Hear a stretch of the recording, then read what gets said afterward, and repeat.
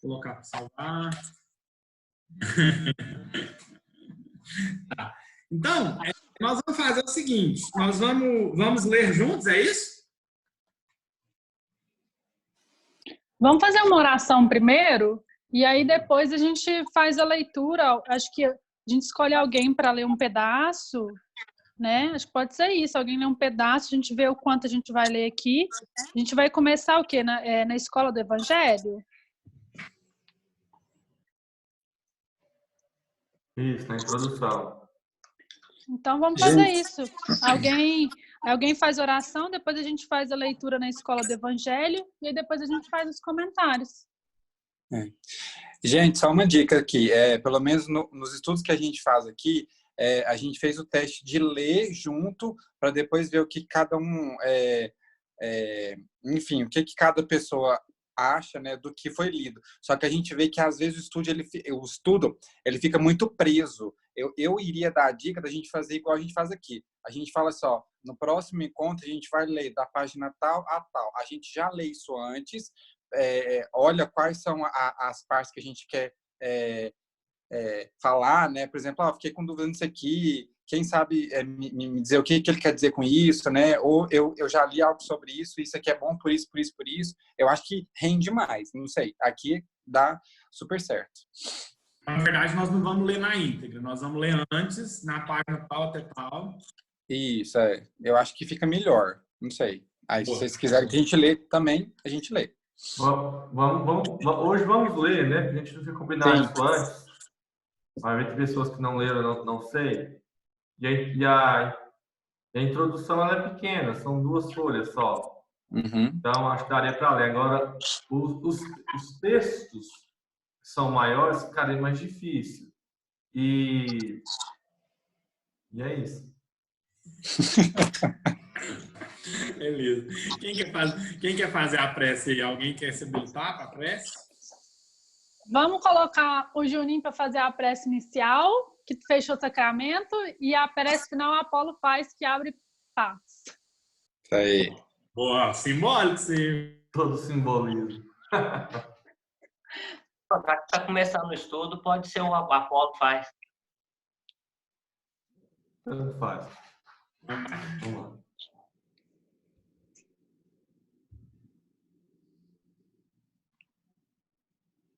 Mestre amado, benfeitor de nossas almas,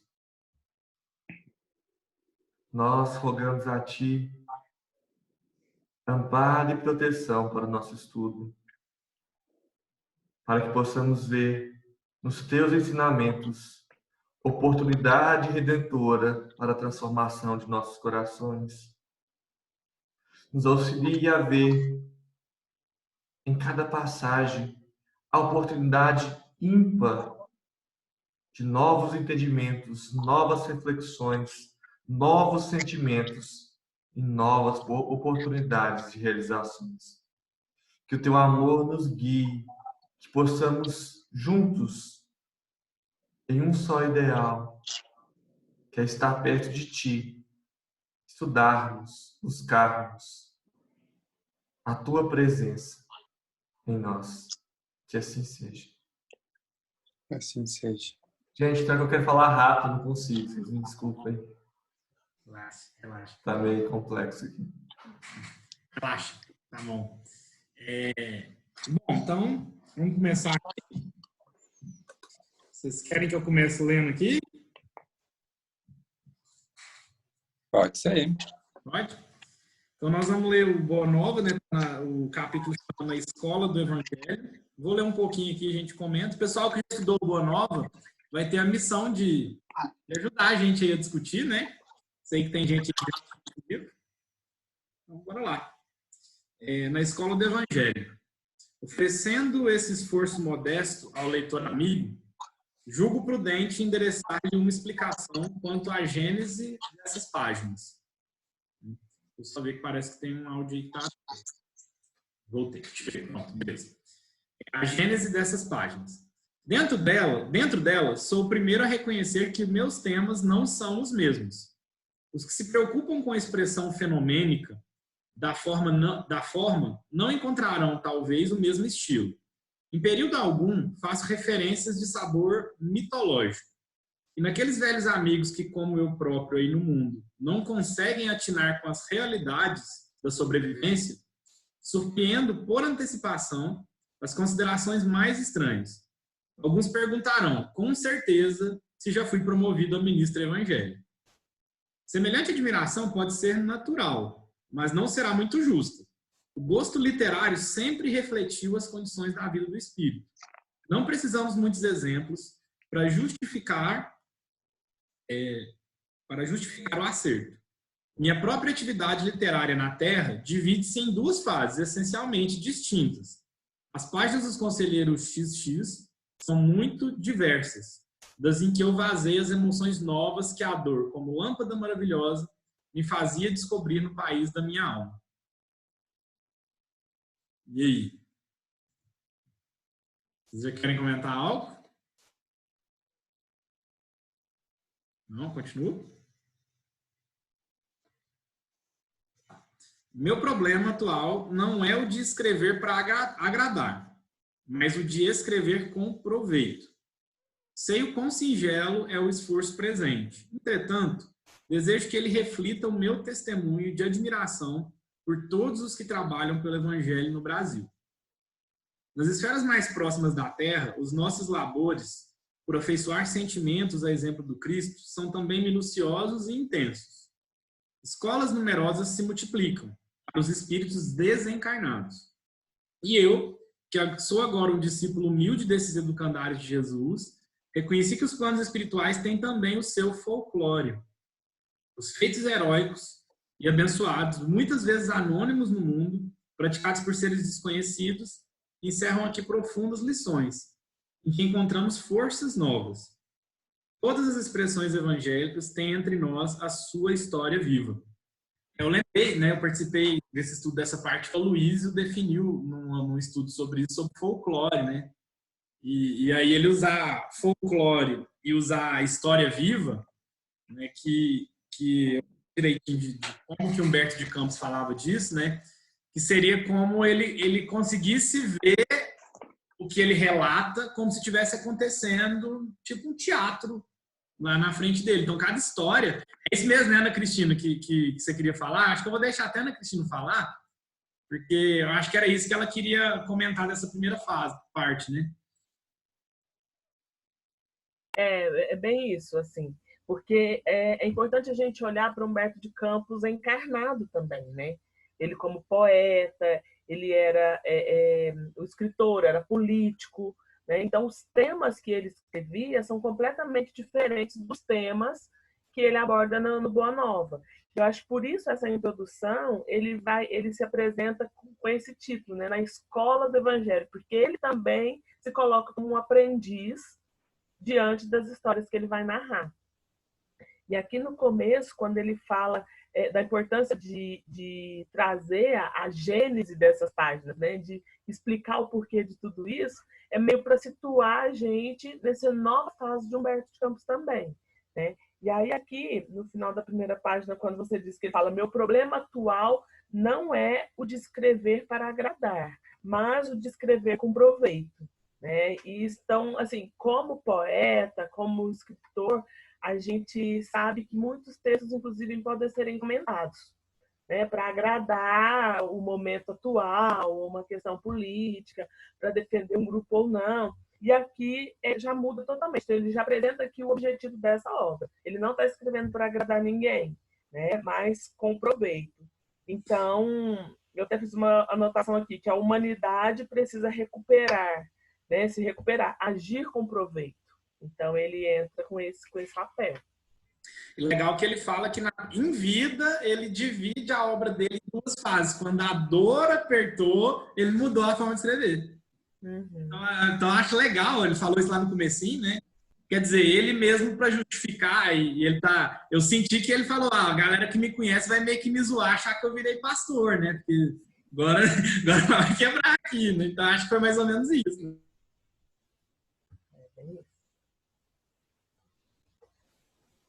Se alguém quiser complementar.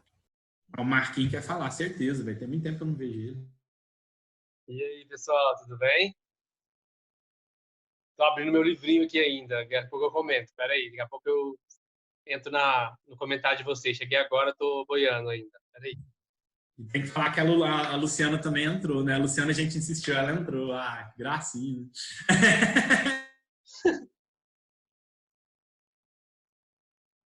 Ai. No mais, gente, vocês precisam ficar tímidos, não, viu? Estudar para todos assim, é pra vocês falarem, tá? Só complementar uma coisinha que ele fala aqui, né? Não. Os feitos heróicos e abençoados, muitas vezes anônimos do mundo, praticados por seres desconhecidos, né? E aí, porque tá cheio de escrito aqui no livro, né? São informações reais reveladas no livro dele. Então, isso é importante a gente lembrar, que muita coisa que está aqui não aparece, inclusive, nem na Bíblia, né? Nem no Novo Testamento não está lá. Então, ela foi revelada para Humberto de Campos na espiritualidade. Então, por exemplo, quando ele fala lá na frente dos 500 da Galileia, isso não está no Novo Testamento, né? Mas ele apresenta aqui para a gente esse desdobramento. Então, assim, é um além de, né? Eu gosto muito disso. Para mim, por isso, essa é uma fonte confiável também. Eu acho uma coisa interessante do livro, do Boa Nova, fico imaginando a experiência dele, né, enquanto escrever essa obra, né? Porque mais do que ouvir as histórias, ele narra que ele via essas histórias desenrolarem, né, como um plano mental, vamos dizer, uma TV de plasma espiritual, né? E poder vivenciar. E eu acho que isso é uma coisa interessante, porque para além da narrativa da história que ele traz, que ele vai trazer dos textos, ele consegue trazer a emoção daquele momento, né?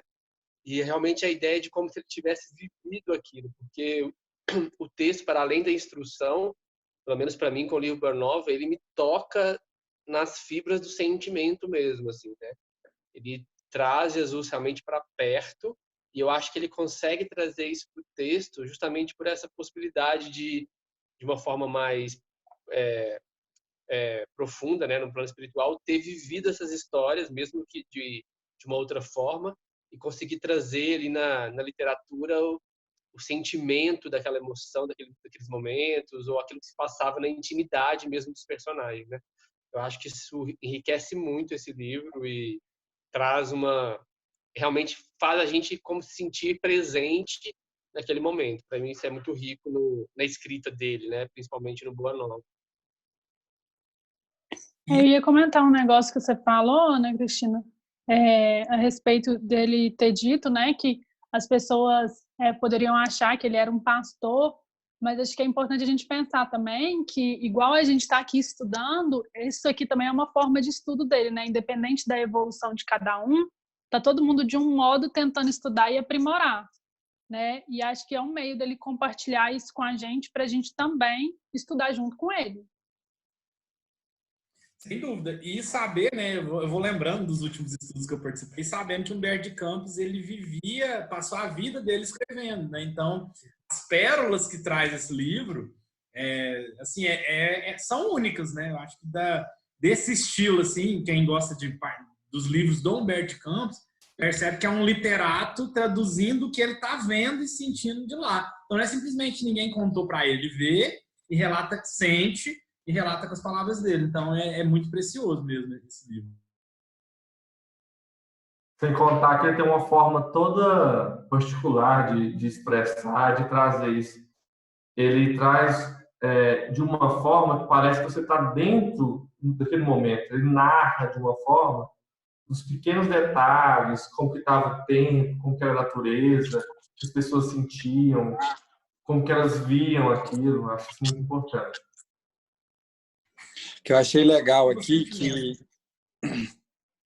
eu achei legal que tem uma parte que fala assim, ó, sei quão singelo é o esforço, entretanto, desejo que ele reflita o meu testemunho de admiração por todos os que trabalham pelo Evangelho. E mais abaixo ele fala que no plano espiritual, lá tem muitas escolas que se fazem para os espíritos desencarnados. Eles falam assim que os feitos heróicos abençoados, muitas vezes anônimos no mundo, praticados por seres desconhecidos, encerram aqui profundas lições em que encontramos forças novas. Ou seja, eu senti aqui pelo tom de voz dele que, por menor que seja o ato que a gente faz aqui também, né, ele impacta muito fortemente para os espíritos também que estão aqui conosco, que eu achei muito legal, porque às vezes a gente faz coisa pequena e acha assim, mas eu faço só isso, né? Mas o quanto de impacto que isso gera para todo mundo, para todos esses espíritos que estão aqui, é uma coisa legal. Eu não tinha visto isso aqui ainda. Muito massa, muito massa. Mais alguém, gente?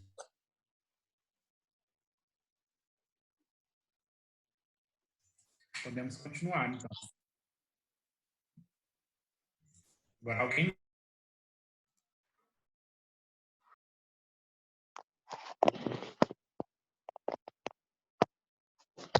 Onde vocês pararam, Julinho? Só para me continuar com vocês aqui.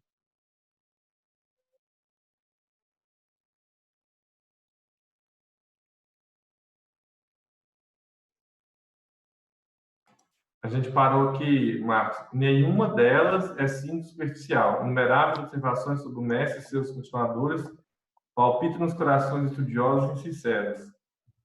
Beleza. Você vai ler? Pode puxar aí. Não, é que eu tô com um aparelho aqui, tá difícil. Quem quiser ler, por favor. Pode deixar que eu leio. Vamos lá, então. Dos milhares de episódios desse folclore do céu, consegui reunir 30 e trazer ao conhecimento do amigo generoso que me concede a sua atenção. Concordo em que é pouco, mas isso deve valer como tentativa útil, pois estou certo de que não me faltou o auxílio indispensável. Hoje, não mais contigo de crer, porque sei. E aquele mestre de Nazaré polariza igualmente as minhas esperanças.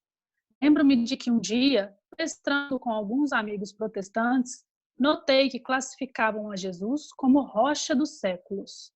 Sorri e passei, como os pretensiosos espíritos fortes de nossa época, aí no mundo. Hoje, porém, já não posso sorrir nem passar. Sinto a rocha milenária, luminosa e sublime, que nos sustenta o coração atolado no pântano de misérias seculares. E aqui estou para lhe prestar a meu preito de reconhecimento com estas páginas simples, cooperando com os que trabalham devotadamente na sua causa divina de luz e redenção. Jesus vê que no vaso imundo de meu espírito penetrou uma gota de seu amor desvelado e compassivo. O homem perverso, que chegara da terra, encontrou raio de luz destinado à purificação de seu santuário. Ele ampara os meus pensamentos com a sua bondade sem limites. A ganga terrena ainda abafa em meu coração o ouro que me deu da sua misericórdia. Mas como Bartolomeu, já possuo bom ânimo para enfrentar os inimigos de minha paz, que se abrigam em mim mesmo. Tenho a alegria do Evangelho, porque reconheço que o seu amor não me desampara. Confiado nessa proteção amiga e generosa, meu espírito trabalha e descansa. Pode finalizar? Alguém quer comentar? Pode. Agora, para conciliar a estranheza dos que me leem com o sabor de crítica tão ao gosto de nosso tempo, justificando a substância real das narrativas deste livro, citarei o apóstolo Marcos, quando diz, 4:34, e sem parábola nunca lhes falava, porém, tudo declarava em particular aos seus discípulos. E o apóstolo João, quando afirma, 21:25, há, porém, ainda muitas outras coisas que Jesus fez e que, se cada um de per si fosse escrita, cuido que nem ainda o mundo todo poderia conter os livros que se escrevessem. E é só. Como se vê, não faço referências aos clássicos da literatura antiga ou contemporânea. Cito Marcos e João. É que existem espíritos esclarecidos e espíritos evangelizados. E eu agora peço a Deus que abençoe a minha esperança de pertencer ao número destes últimos. Pedro Leopoldo, 9 de novembro de 1940, Humberto de Campos. Máximo. Você vê que ele já estava preocupado aí, porque a galera ia criticar ele. Nem existia Facebook na época, era 1940. Cara. Já dava bullying, já tinha bullying. Já dava melhor. Gente, eu achei interessante a frase: hoje não mais cogito de crer porque sei. Né? E aí ele chama a gente para pensar na diferença de crer e saber. Então, quando eu creio em algo, eu não preciso nem provar que ele existe. Eu creio em Deus, ponto. Né? Mas saber que Deus existe, aí já exige compreensão. Então, quando ele começa falando que hoje ele não mais cogita de crer porque ele sabe, né? E que o Mestre Jesus polariza igualmente as minhas esperanças. Isso eu achei tão forte, né? Porque como eu penso assim, quando encarnado, às vezes a gente sorri e passa, como ele fala mais adiante, né? E não se esforça por saber. Às vezes eu creio ou não creio e pronto. Agora que ele ressalta essa ideia, né? De saber da existência de Deus, de saber todos esses ensinamentos aqui da rocha do século. Eu acho que ainda complementando essa fala, no final, quando ele fala que existem espíritos esclarecidos e espíritos evangelizados. E eu agora peço a Deus que abençoe minha esperança de pertencer ao número desses últimos, né? E aí é mais uma vez essa questão do conhecimento, né? Até que ponto que a gente transforma esse conhecimento que a gente adquire em algo que nos melhora, né? Eu acho que assim é essa a diferença, assim, a gente está aqui estudando, está aqui, né, adquirindo conhecimento, mas e aí? E a transformação desse conhecimento em ação, né? Eu acho que é isso que vai nos tornar, de fato, evangelizados, né? Eu acho isso tão incrível. Esse pedaço que a Ana Cristina comentou realmente também me chamou mais a atenção e me lembrou da leitura que eu fiz ontem de manhã, da leitura que eu faço de manhã do livro Caminho, Verdade e Vida, da lição 15. Até abri aqui. E lá Emmanuel vai comentar um versículo de Lucas, e ele fala, tem uma frase que me chamou a atenção e estava super alinhado com isso, né? Que ele diz assim: muitos dizem eu creio, mas poucos podem declarar estou transformado. Achei isso tão sincrônico, né? E eu acho que fala justamente sobre isso, assim, né? O crer, do acreditar, de sei lá, saber e conhecer que existe algo além, mas o quanto isso tem me transformado, que é o que a Aninha falou, né? O quanto eu tenho utilizado desse conhecimento, o quanto eu tenho utilizado dessa sabedoria, o quanto eu tenho utilizado do que eu tenho estudado para aplicar para além do outro em mim mesmo, né? E me transformar a cada dia. Eu acho que a diferença entre espíritos, que ele fala, tipo, evangelizados e instruídos, né? Mas acho que a diferença, o que faz o espírito evangelizado é justamente isso, a capacidade de utilizar do conhecimento para a sua própria transformação, né? E talvez esse é o nosso maior desafio também, porque é todo dia, é toda hora e exige muito. Mas eu acho que é o caminho. E quanto a essa parte aí do hoje eu não mais cogito de crer porque sei, eu ligo muito a entender e sentir. Mesmo nós que estamos nesse meio, que a gente estuda, lê muito, né? É raro quando a gente sente, né? Porque quando a gente entende que tem que ser feito bem, enfim, tudo mais, é uma coisa, está no lado racional. Ainda assim que a gente entenda que o bem deva ser feito, está muito ligado à racionalidade, mas quando a gente sente, mesmo sem a gente compreender, aí sim que entra, né, que a gente entende, a gente sente, né, e não só compreende, né, é muito difícil, até para nós, né, que está nesse meio que a gente estuda, né, então, há pouco tempo eu estou sentindo isso, né, e a gente vê que é diferente um pouco, né, de compreender racionalmente e sentir, né, quando a gente ama porque a gente sente, né, e não porque a gente tem que ser bom, né. Você quer ver um exemplo do que você está falando, Augusto? Eu estava refletindo aqui agora. Nós vimos uma foto do Francisco Pititim, colocamos lá no EMEG, né, que o EMEG já tem mais de 10 anos e tal. Você já parou para pensar o que conectou cada pessoa agora, cada um no seu lugar, cada um na sua cidade? O que foi a ferramenta única que fez a gente se conectar 16 pessoas num domingo essa hora? Por causa de quê? O que foi a ferramenta? É o sentimento, né? Eu acho o carinho e a amizade que a gente tem um pelo outro mesmo.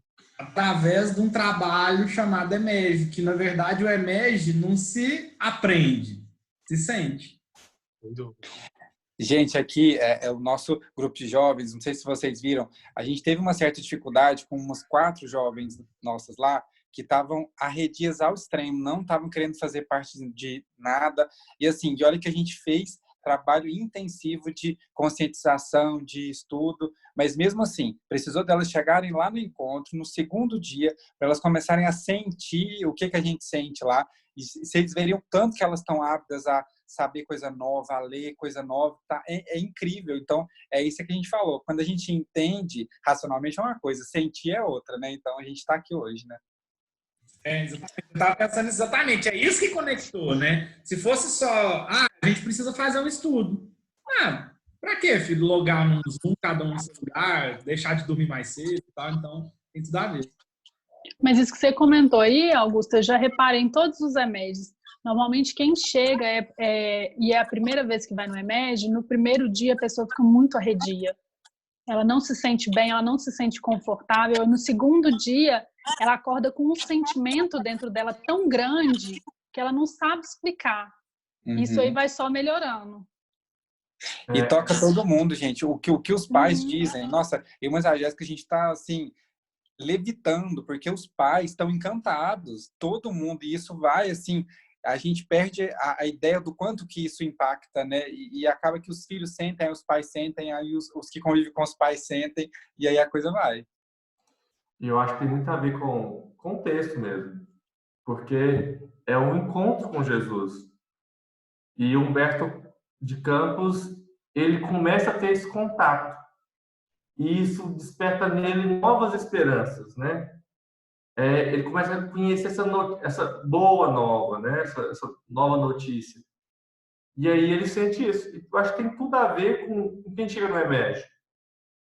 Porque o Humberto Campos, ele não só conheceu, ele sentiu isso. Imagina os estudos que eles têm no plano espiritual. Imagina os instrutores deles. Então ele vai sentir isso, vai trazer o que ele sentiu. Não como um anjo ou um espírito superior, mas como uma pessoa que busca renovação. Que é uma coisa que aproxima muito a gente dele, sabe? Eu acho isso muito importante, eu gosto muito disso. E com os jovens também, né? Outra coisa... Pode falar, Ana, pode falar. Outra coisa que eu achei interessante aqui, quando ele fala dos espíritos esclarecidos e os espíritos evangelizados, né?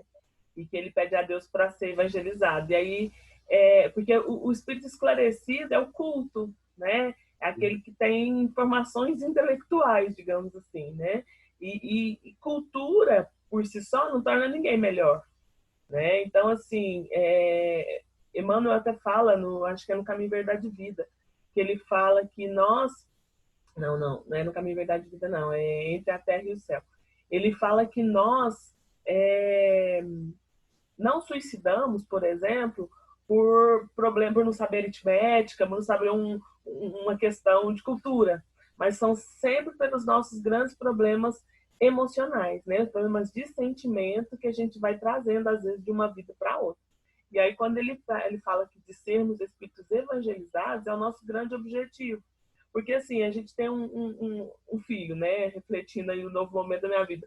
A gente pensa, eu quero que seja um médico, isso, aquilo, outro, que tenha uma boa escola, que tenha uma... A gente pensa na formação, mas poucos são os pais que pensam que querem ter um filho, um homem de bem, né? E trabalhar as questões morais nele para que ele seja forte o suficiente para quando passar por um problema na vida, né? Um problema de ser, sei lá, enganado, uma traição, alguma coisa que traga uma dor, ele tem a estrutura suficiente para passar por isso.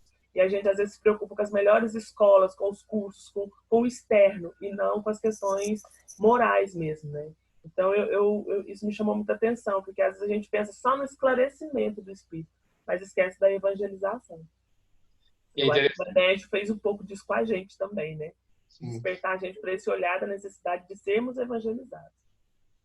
É interessante, Ana, você está falando que, da mesma forma que a gente vai pensar, você falou a questão do suicídio, né? Que às vezes o que leva a gente leva a pessoa à frustração, à desesperança, né?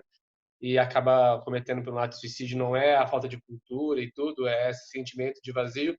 Ao mesmo tempo, o contrário também é verdadeiro, né? Tipo, o que hoje como um fator protetor diante de uma doença, depressão ou como uma questão de suicídio, um fator que tem maior peso é justamente essa sensação de sentido, de propósito, né, que a gente chama de espiritualidade, ou dessa crença, dessa religiosidade da pessoa. Hoje a ciência já vê que isso é mais forte do que tomar um remédio, é mais forte do que outros inúmeros fatores, assim, né? Mais uma vez ressaltando essa importância do sentir, né? De se sentir parte de algo, sentir conectado a algo, sentir que a sua vida tem um sentido para algo. O sentimento realmente ele é muito mais poderoso, uma força muito mais substanciosa do que simplesmente o intelecto, né? O intelecto, pela nossa história da humanidade mesmo, tantas vezes já foi usado para causas muito desastrosas, né? Mas quando a gente sente aquilo que nos conecta ao outro e ao alto, a Deus, realmente essa é uma força que move montanhas, né? É a força da vontade e da fé. Lu, vou liberar seu áudio. Lu, você está querendo falar, você até me desmudou. Vamos deixar a Lu falar.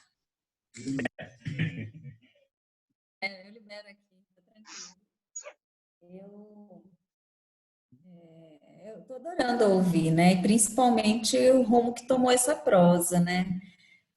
Porque às vezes a gente se aproxima do Evangelho, como ele está falando aqui, né? Embora sendo Jesus como rocha dos séculos, a gente fica muito ligado à intelectualidade, né? Ainda produzimos o antigo fariseu que há em nós, né? Que tudo sabe, que fala muito bem, que se posiciona, que defende uma lei, mas que na verdade não sente, né? E eu pessoalmente reconheço muito isso em mim, né? Na hora do vamos ver, eu ainda sorrio e passo pelo Cristo, né? Realmente se comprometer com Ele e estar próximo a ponto de vivenciá-lo é o maior desafio, eu imagino que para a gente. Por quê? Porque a intelectualidade nos seduz, né? O saber, o conhecer, o falar sobre nos seduz. Eu vejo assim, ainda nos seduz muito. O vivenciar o Cristo exige de nós uma entrega, que aí eu acho que esse é o grande desafio que Humberto de Campos nos coloca, apresenta o Boa Nova, né? Realmente é uma Boa Nova, né?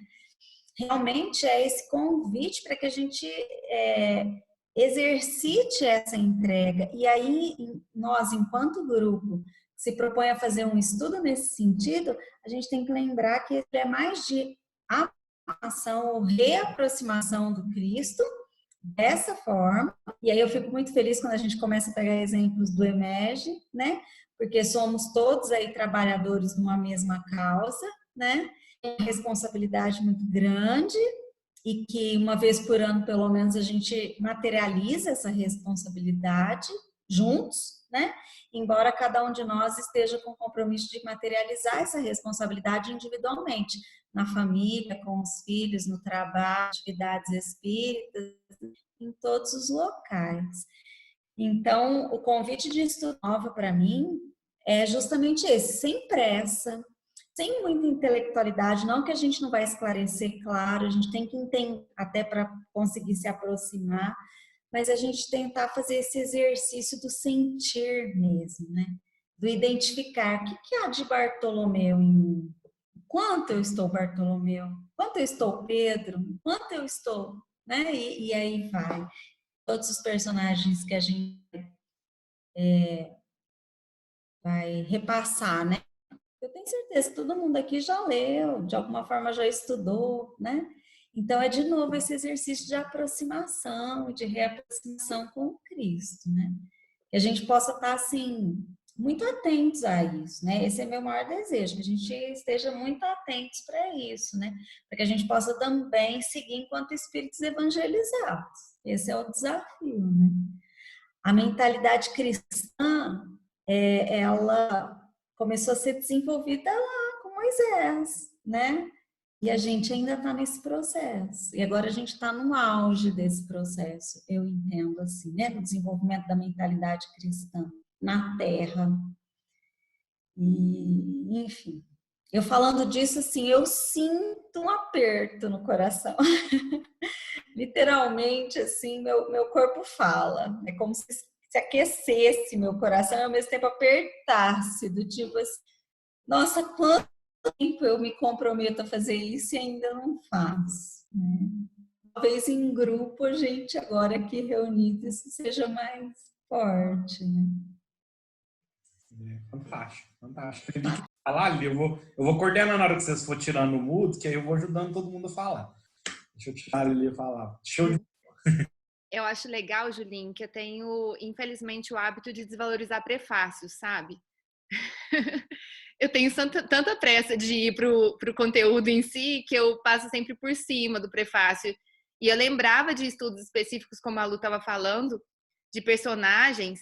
E eu gosto muito dessa coisa do Boa Nova colocar bem a gente ao lado do que está acontecendo, o cenário, ele é muito descritivo, né? Então a gente se sente dentro mesmo. Mas agora, analisando o prefácio e ouvindo vocês, ampliando o olhar, eu volto ao primeiro encontro do EMEGinho, que, principalmente de bebês, que a gente conversa com os pais que o aprendizado dessas crianças não é no âmbito cognitivo, é no âmbito sensorial, né, emocional. Então, as crianças precisam ali memorizar cores, né, elas serem marcadas, serem tocadas por cheiros, por geleia na mão, por geladinho, quentinho, áspero, confortável, não confortável, caminha gostosa, dormir na hora do soninho, ter o conforto de que a mamãe tá junto. E aí a gente fica pensando agora nesse prefácio que somos todos nós, né? Isso não tem faixa etária, não. Não são só os bebezinhos, somos todos nós nesse processo. E aí quando ele fala de querer ser parte aí do grupo dos evangelizandos, eu vejo como isso que a Lu falou, como um ato de extrema humildade. Ele começa o livro se colocando disposto a receber críticas e sabendo que vai recebê-las, sem medo de bullying, e podem vir da tapa mesmo, que eu sou humilde, simples, eu estou com vocês nessa escola. Eu acho isso muito legal, porque ele se coloca em posição idêntica à nossa, né? Isso, para nós, orgulhosos, vaidosos, parece que a gente está alto, né? E nada, é ele que se coloca o tempo todo em posição de simplicidade, de submissão a um conhecimento novo, né? Essa anunciação de boa nova, porque está sempre em uma reconstrução, desconstrução e reconstrução, e é um exemplo de vida, né? Se colocar sempre como esses bebezinhos que estão em processo de voltar ao sensorial, ao primário, sem o menor compromisso da reprodução gráfica, de produzir alguma coisa para provar alguma coisa a alguém. E se tiver de vir crítica, que legal, que venha, porque eu vou ser menor ainda, e isso é bom demais. E muito louco, Lili, fazendo analogia desse EMEG, né? Essa sensação da gente ficar sempre perdendo o controle de tudo, né? Se a gente tá sempre tendo essa sensação, falar, agora eu acho que vai, aí você vai perder o controle, né? E a gente acha que isso é uma coisa muito moderna, né? Tipo assim, aconteceu isso por causa do Facebook, agora a informação, por causa do não sei o quê.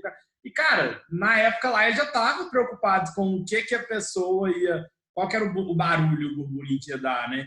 E nós estamos no meio agora de um barulho, né? Um barulho maluco que a mídia usa muito, né? Eu tenho falado muito disso com a galera aqui, que é a questão do coronavírus, né? E como que eles usam o nosso medo a favor de mais dinheiro, né? De mais atenção. E assim, a questão de... Principalmente por não ter vacina, né? Que briga com o nosso medo. Mas eu estava vendo uma estatística que eu queria compartilhar com vocês. Não sei se vocês olharam isso, né? Mas a taxa de letalidade desse vírus não é tão alta assim, né? E para ser proporcional ao barulho que está se fazendo, né? Então, essa sensação, tanto no EMEG quanto o que ocorreu, quanto o que acontece na população da questão do vírus, essa sensação da gente perder o controle. E aí, o que me faz esse prefácio é que fala, cara, não, nós estamos juntos, Jesus está próximo, a gente perde essa fé, né? Na verdade, a gente não sente ela, a gente acredita, né? E eu acho que tudo que eu puder olhar no dia a dia está acontecendo a mesma coisa que aconteceu com o Humberto Campos. A galera criticando, você virou pastor, mas agora você... sabe esse negócio de perder o controle? Eu acho que tem tudo a ver com o que nós estamos vivenciando mesmo, em todos os ambientes, tá? E eu acho que a gente percebe que isso se torna talvez um problema, ou sei lá, não sei se exatamente isso, quando a gente só racionaliza, né? É o que a Lu falou a respeito do não intelectualizar tanto, mas sentir. Porque, assim, a partir do momento que você age, você só age de maneira racional, aí esse exemplo que o Júlio deu, mas para tudo, a gente vai trabalhar com, então se existe a possibilidade, eu vou me prevenir dessa maneira e tal, e aí a gente esquece de confiar, né? Aí a hora que a gente vai perceber, a gente tá, assim, se colocou em desespero por uma situação, e essa situação, mas isso vale muito para o nosso dia a dia, e eu até imagino que a Ana deve estar passando por algumas situações assim, que nem eu, né? Que nós estamos num contexto novo, né? Nós já temos umas experiências no ramo aí, né, Lili e Lu, mas assim, e tem hora que a gente para e fala, gente, não, peraí, não precisa de desespero mesmo, né? A gente, se você confia, eu lembro muito da minha obstetra falar, que assim, confia que você vai dar conta, confia que vai dar certo. E é muito por aí a gente, de repente, você tem tanto conhecimento, tanta informação, tanta coisa, e isso para tudo, né? Porque com essa história de a gente ter acesso a muita coisa, a gente acaba tendo uma overdose de informação, assim, que até o Júlio de um termo que é muito isso, que você fica uma obesidade mental que você não sabe o que fazer com isso, né? Então, assim, eu acho que é a hora da gente voltar mesmo e tentar pensar, não, peraí, deixa eu sentir, né? E eu lembrei disso muito, porque tem hora que, assim, a gente vai ao longo de um dia, né, Aninha? Tipo assim, do momento de plenitude ao total desespero, mas chega no final do dia, tá ali dormindo, tranquilo, fala, não, deu tudo certo, né? Eu acho que é uma analogia perfeita para a nossa vida, né? Tudo que acontece, assim, não tá na nossa mão, né? O controle não é nosso, mas quem tá controlando tá muito acima de nós, né? Então é a gente confiar mesmo, né? Eu mencionei isso até para passar a voz para vocês, porque eu vi uma estatística hoje que fala o seguinte: se você tem menos de 54 anos e não mora na China, a chance de você morrer de coronavírus é muito menor do que você ganhar na loteria. Então, se você não tem 54 anos, não mora na China, a chance de você morrer é muito menor de você ganhar na loteria. Será que é isso que nós estamos vivenciando no dia a dia no WhatsApp? É isso que nós estamos vivenciando na televisão? É essa tranquilidade que a galera é isso que está sendo passado? Então fica aí a reflexão, né? Parece que a indústria do medo, ela está dando muito dinheiro, né? Voltando às crianças, é bem isso que a Aninha falou. A gente só sente quando a gente confia, né, Aninha? Todos nós estamos sensibilizados com uma questão do EMEGIM esse ano, Aninha, que a gente teve crianças muito pequenininhas e que as mães não ficaram presentes com a gente. E eu e a Carol ficamos muito sofridas nesse processo do EMEGIM para bebês, exatamente porque essas crianças não sentiram. Elas entraram num desespero tão grande, numa nutrição tão grande do medo, que é o que o Julinho está falando, e multiplicação desse medo, que elas não sentiram. Né? Eu acho que a gente pode tomar esse exemplo concreto sempre. Né? Se colocando nessa posição de simplicidade, de humildade, que o Humberto de Campos coloca para a gente, de ser bebê em processo de aprendizado, a gente ficar sempre medindo o quanto eu estou me entregando para poder sentir. Será que nessa situação da minha vida, nesse problema que eu estou vivendo, eu estou realmente me entregando com fé para eu poder sentir e extrair o aprendizado?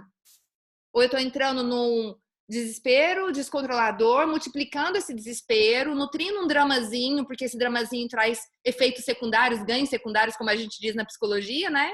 A gente recebe mimo, proteção, atenção. Será que eu não estou multiplicando aí esse medozinho, esse drama, e aí eu não estou me entregando realmente para o processo de aprendizado, para eu sentir? E é só sentindo que eu aprendo?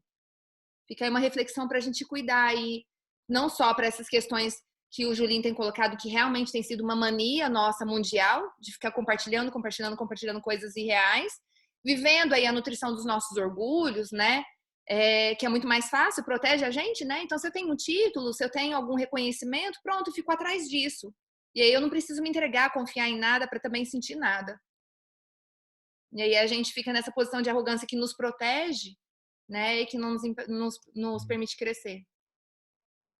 É isso, o Juninho vai falar agora, viu, Juninho? Vou deixar você falar. Mas eu acho que calhar, né, Juninho, o que aconteceu na nossa reunião do EMEG, e um tema vim justo hoje, né? Porque a gente tem que tomar esse cuidado, sabe? Quanto que eu estou valorizando, sabe? Às vezes fazendo um negócio que a fé raciocinada e os sentimentos já resolveria de maneira mais simples, menos traumática. Enfim, a gente está muito... A geração mimimi está rolando, sabe? Não só dentro do EMEG, mas em qualquer lugar. Hoje tem amigo meu monitorando o caso de coronavírus just in time, na hora. Ó, mais um aqui. Então, assim, eu acho que vale a pena a gente falar disso, né? Vai lá, Juninho. Eu não sei se todos tiveram a oportunidade de ler o livro Crônicas de Além-Túmulo, do Humberto de Campos, que, se eu também não estou enganado, ele foi o primeiro livro do Humberto de Campos. Ele comenta lá que, quando encarnado, ele teve a oportunidade ele nasceu ali, toda a sua educação foi no catolicismo, e ele teve a oportunidade de ler o livro Parnaso de Além-Túmulo, que foi o primeiro livro do Chico. E assim, não somente ele, mas tantas outras pessoas leram até ali para ter opinião. Até então, Humberto de Campos ocupava uma cadeira na Academia de Letras. Então, ele fala que ele fala no livro Crônicas de Além-Túmulo, que quando ele leu o livro, algo preencheu. Foi como se algo falasse forte nele. Só que mesmo assim, ele não deu atenção. Ele somente valorizou o trabalho do Chico, todo o lado da doutrina espírita, quando desencarnou. Aí entra o processo ali do que é o EMEG na nossa vida. O Humberto de Campos passou justamente por esse processo do saber, do crer ali, de ver, até ele compreender. A gente vê a evolução que ele teve do Crônicas de Além-Túmulo até chegar na introdução do Boa Nova. Ele é a prova viva desse processo de que ele está fazendo, ele está escrevendo, não apenas para mostrar, para querer receber o elogio, mas também para trazer aquela forma simples e pura, tal qual foi o cristianismo. Então, nada mais interessante a gente ver como que foi o processo dele, da construção dele, após o contato com tivesse no espírito apto a trazer essa obra aqui, com esses 30 capítulos. Porque esses 30 capítulos, toda a obra do Humberto de Campos, ele teve a autorização do Cristo, deu certo? Toda a obra do Humberto de Campos, ele teve a autorização do Cristo para ir no Arquivo da Luz e buscar ali a passagem. Tá caindo, gente, para com isso. Tá dando pra ver. Não sei se eu vi porque tava travando. Aí, assim, no Crônicas de Além-Túmulo, até chegar aqui, a gente vê como que foi esse processo dele. Aí a gente joga. Como que foi o meu primeiro remédio? Como que eu senti o meu primeiro remédio? Como que foi o meu primeiro contato, assim, desde o participante até chegar hoje, que é o contato que o Augusto comentou, que a Floresta comentou, desses jovens que estão chegando a primeira vez, como vai ser o contato deles, ali tendo o primeiro remédio, até futuro trabalhador, até que aquilo ali, aquele espírito, né, que é o espírito do EMEG, eles possam realmente sentir isso.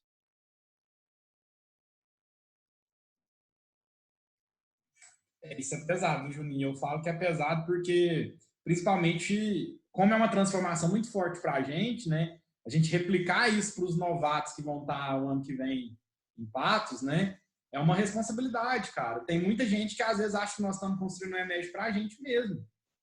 Então, tipo assim, na hora que eu pego lá as músicas, mas essas músicas aí, elas já repetiram. Eu falei, cara, mas tem gente que é o primeiro remédio e não escutou nenhuma. Bem... Então, assim, e eu vejo isso com música e eu acho que a gente replica isso, né, cara?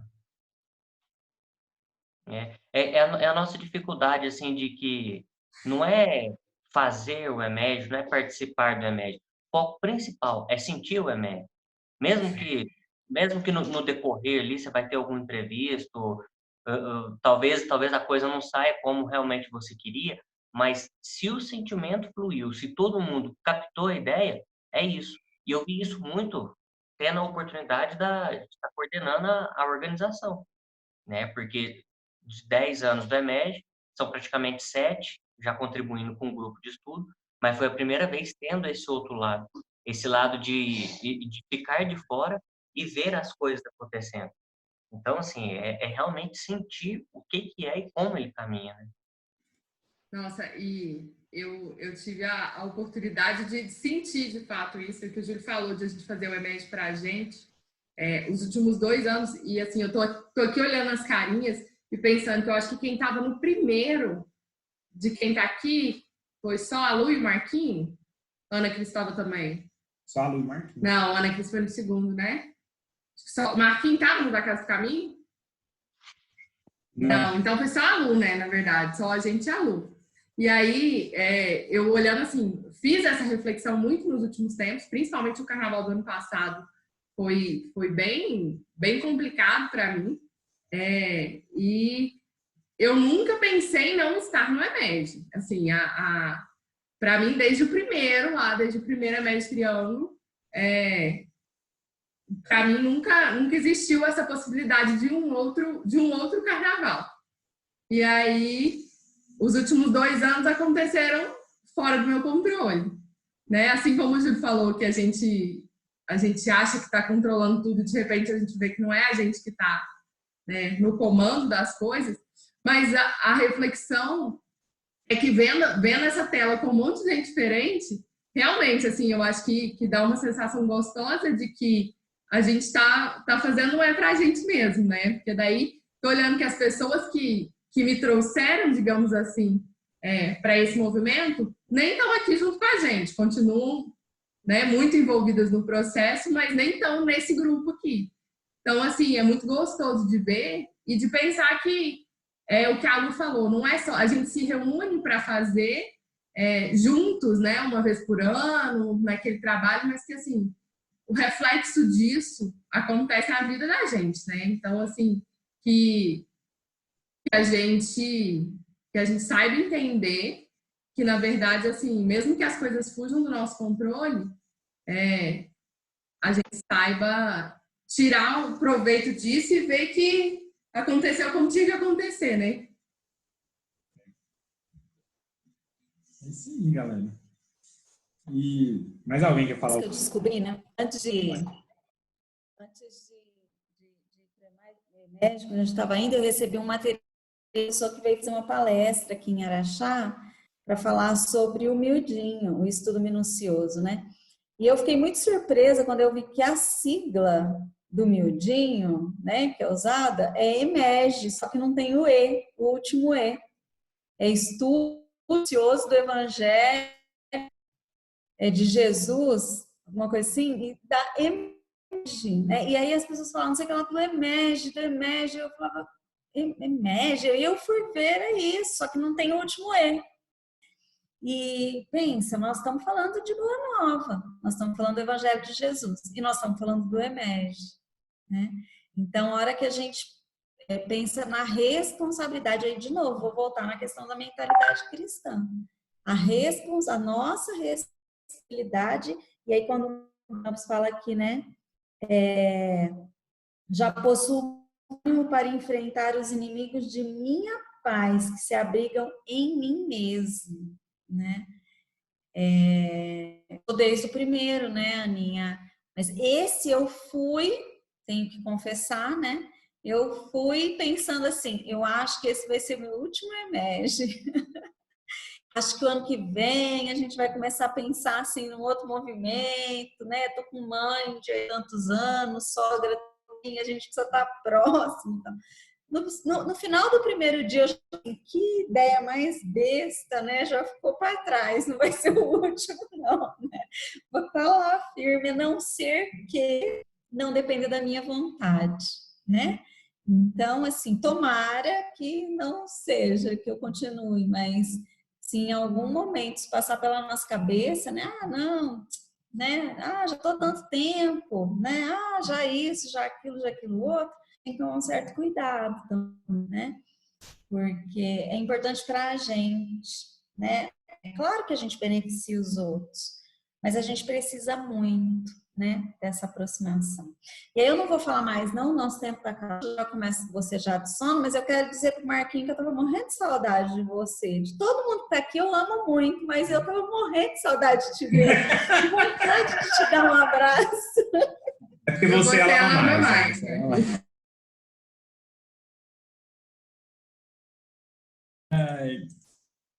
Paulo, eu costumo ser uma pessoa mais chata dos estudos, porque eu falo da hora, né? Senão passa muito e tem pessoas que têm compromisso amanhã. Tamo junto.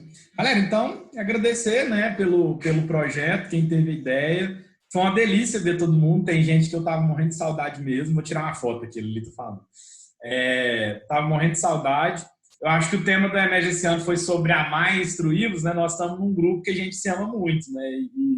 E nós estamos aqui, não é por acaso. Então, vejo lá o Augusto, vejo a galera que foi agregando, e a gente gosta muito e ama muito todo mundo mesmo, sabe? E para mim foi um privilégio participar. Muito obrigado. Tá? Vou tirar a fotinha aqui. Vocês querem rir, gente? Então dá uma risada aí para tirar uma foto. Dá uma risada aí, boa. Aí.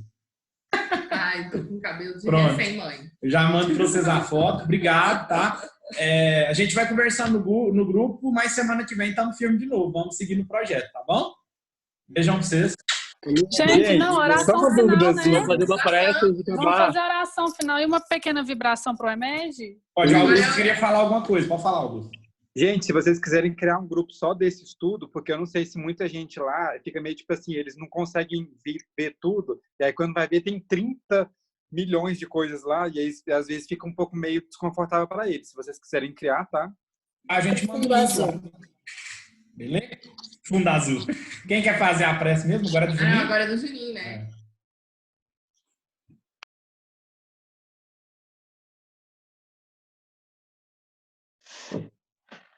Bom, pessoal.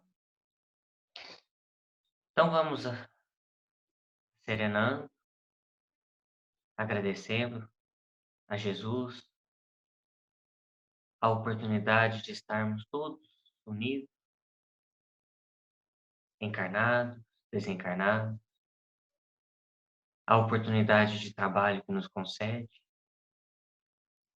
e rogando a esse Mestre as forças de que cada um necessitamos para que possamos continuar nesta caminhada rumo a mais próximo dos teus exemplos, a mais próximo de tua luz, que possamos, frente às dificuldades, recordar Dr. Bezerra de Menezes quando disse: se Jesus é por nós, quem será contra nós? Que tenhamos todos uma ótima semana de trabalho, de convívio, de aprendizado.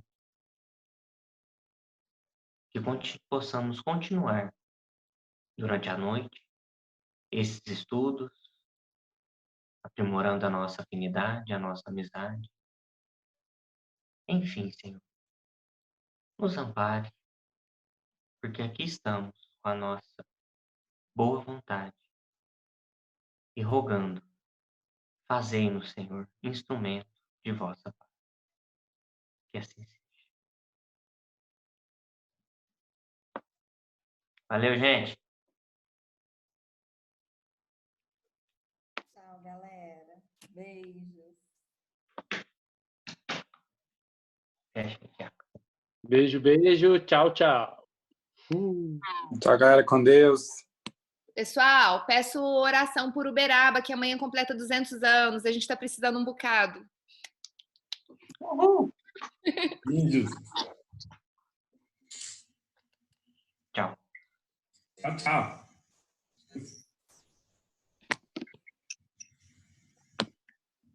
O município tá capengando. Gente, como é que desliga isso?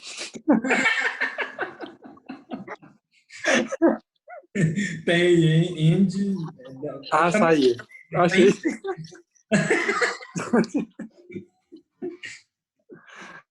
Mas eu também não achei onde que é, não. Tô olhando aqui no vídeo.